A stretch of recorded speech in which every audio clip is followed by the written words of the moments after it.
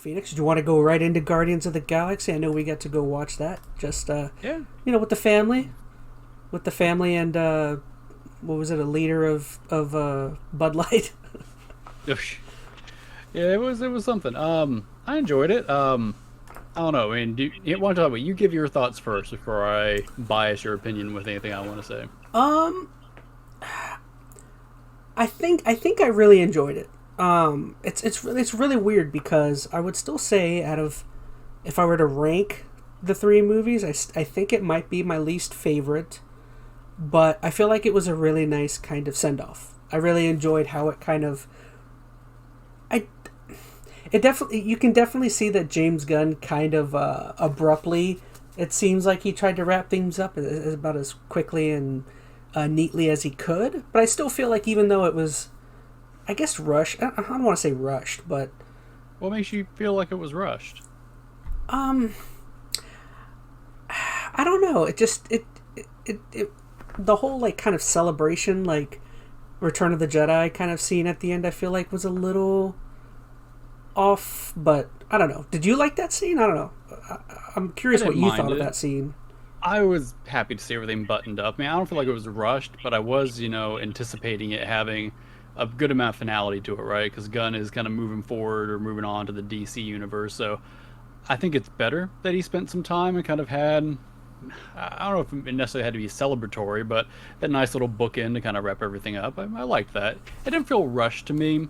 If anything, I felt like it was, I don't want to say unfocused, but I felt like it was hard. You know how, like, in the first movie, it was very much Star-Lord's movie, Yeah. right?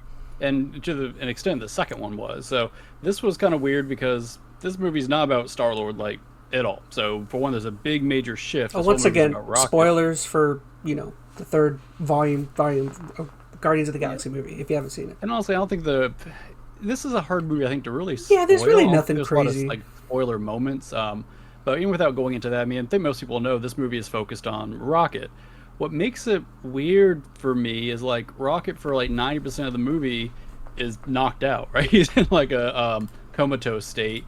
So he's the focal point of the whole movie, but everything's being told completely through flashback with him. So I don't know. I thought that, I mean, in retrospect, was kind of a interesting kind of direction to go. I don't want to say jarring necessarily, but thinking back, it's weird because almost like you didn't have like a focal character. I mean, it's the team, of course, trying to rally to save Rocket essentially, but I don't know, for a movie to focus so heavy on Rocket and him not really be there to give his perspective, like even at the end, like when surprise, he doesn't die, they save him from everything, he doesn't really take a whole lot of time to really have a lot of retrospective on what happened. It all kind of happens quick because you as the audience, I guess, just knows what happened. So I don't know. I think the flow of things was a little odd for me. I honestly kind of liked a lot of the more flashback-oriented things. I just felt like it...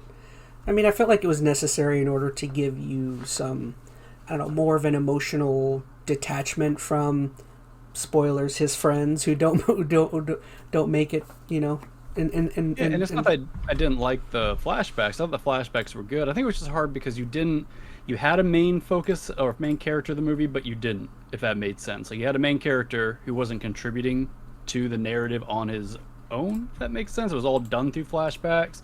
So it's like, when you were following the other characters, I didn't feel like you had a focal side story to follow, if that makes sense. Like, I didn't really care what was going on with Quill and Gamora. Nebula didn't really have a whole lot going on. Like, there was a bunch of little mini plots, I guess, which maybe just made things, like, convoluted with, at least on the side character front. Even the villains, like, his viewpoint of his reasoning for what he's doing, even that's kind of like, it's... I guess just kind of speaking as to what you're saying is just like it felt a little unfocused where he just kind of came off as like Saturday morning cartoon villain, Well, if anything, that makes him super focused. He had one main objective, which was, make everything perfect, for, better or for worse, in this case worse.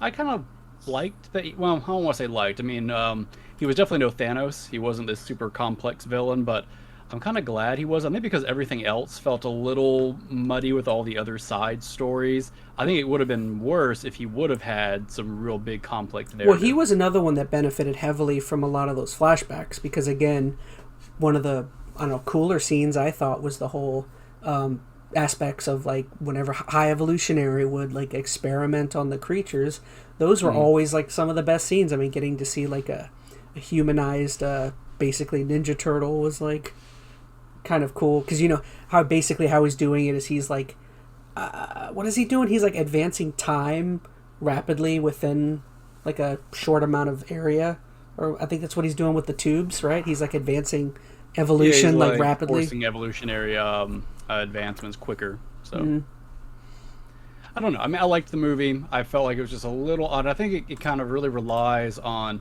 you as the audience knowing or understanding everything that's happened with Rocket to kind of make the ending work. When I think about the other characters in that moment, they had some understanding of what Rocket went through, but they didn't have the same background that we did as the audience, which I don't know. I think makes some of the last moments not hit quite as well for me. I don't know.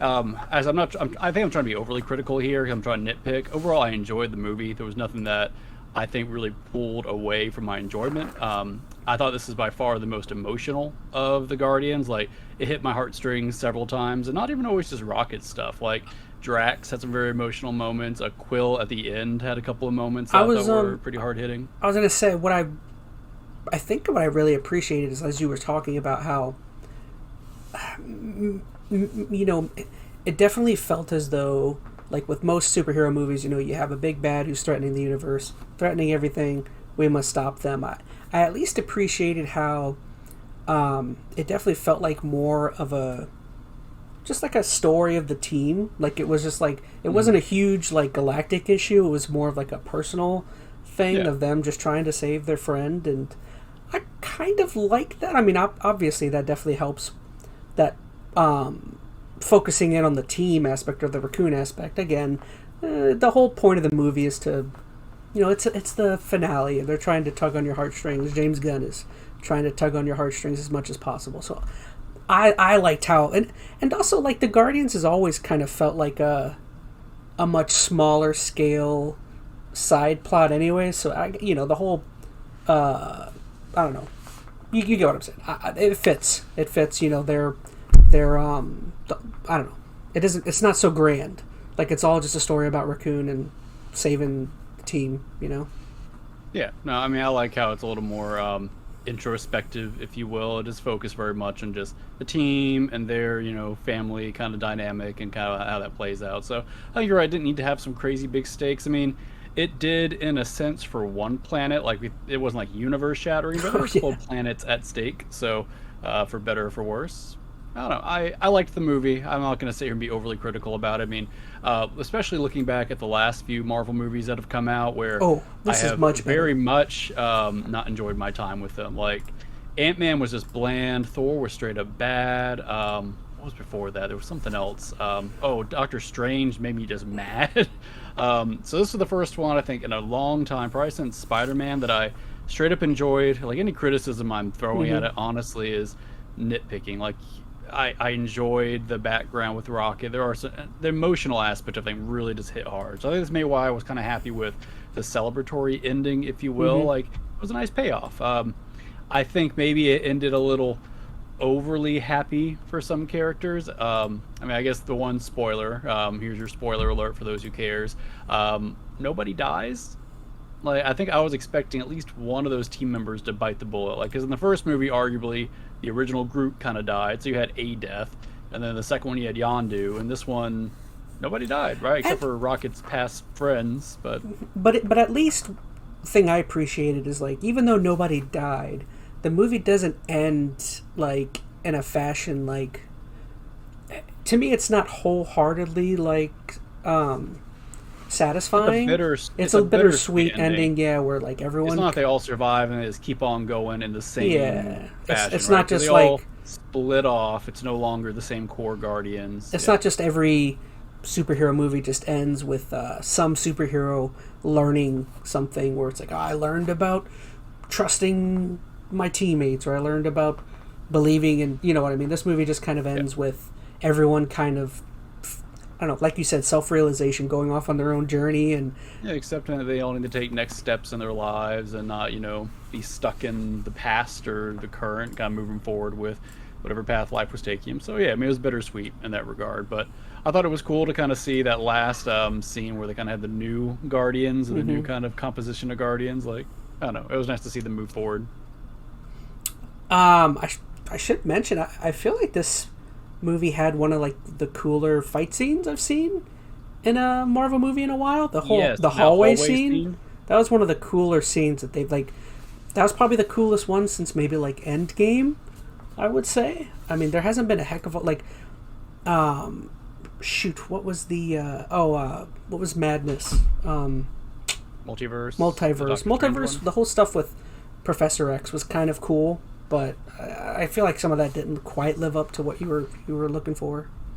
Yeah, no, that scene, I think I leaned over in the theater, I'm like, that was a good scene. Like, the flow of it, the pacing of it, it reminds me back, I don't know if you ever watched it, the Daredevil TV show, the Netflix one. Oh, that, I did, yeah. It's like the first season, I remember what everybody talked about, and this isn't the same kind of scene, but for me, it had the same kind of, like, reaction. There's that one scene where earlier. He fights a bunch of people in a hallway.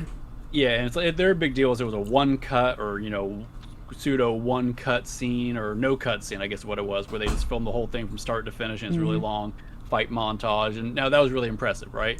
This had that same feel. It wasn't one of those one cut deals, but the way it seamlessly moves from one team member punching some other guy, which picks up and carries on to this other attack, the other guy. Groot like literally shoots his branches into an enemy and then expands his branches outwards in the spikes, and he like expands within somebody and like freaking spikes them. That was really cool.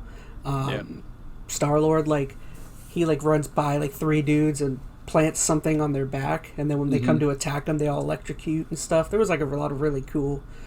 Yeah, every character got their moment to do something pretty neat. So, I would say the only wasted character would probably be Adam Warlock in the entire movie. He was like the only.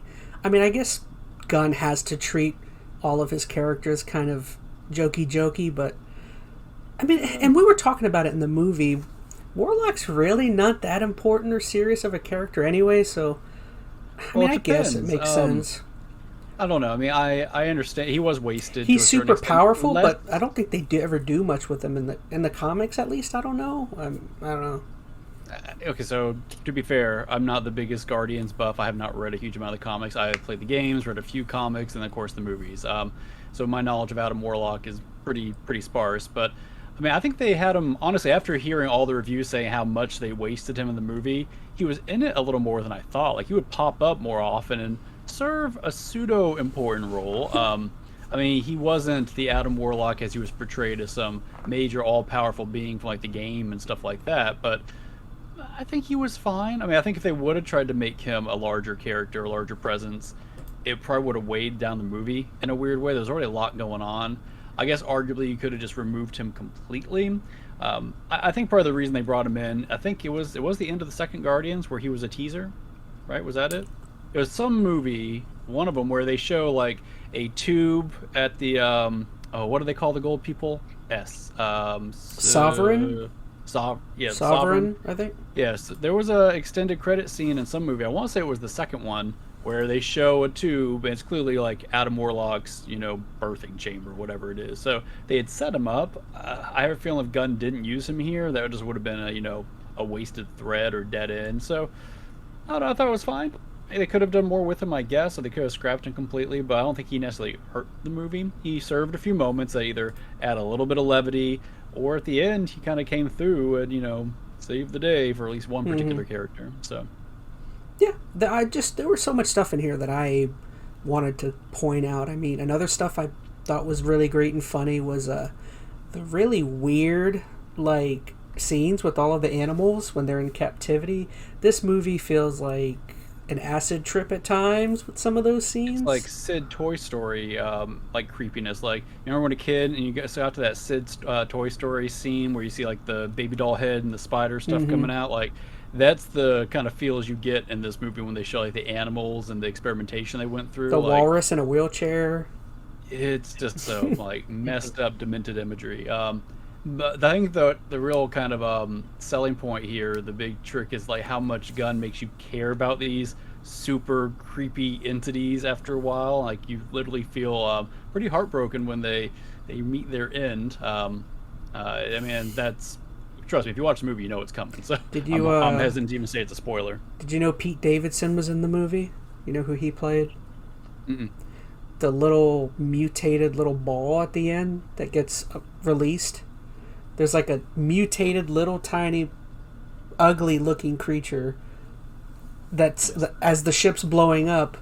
Rocket and them are like releasing all the creatures, and as they open one, I think somebody goes ugh, and there's like this little tiny creature that's like. Oh, I think I vaguely remember that. Yeah.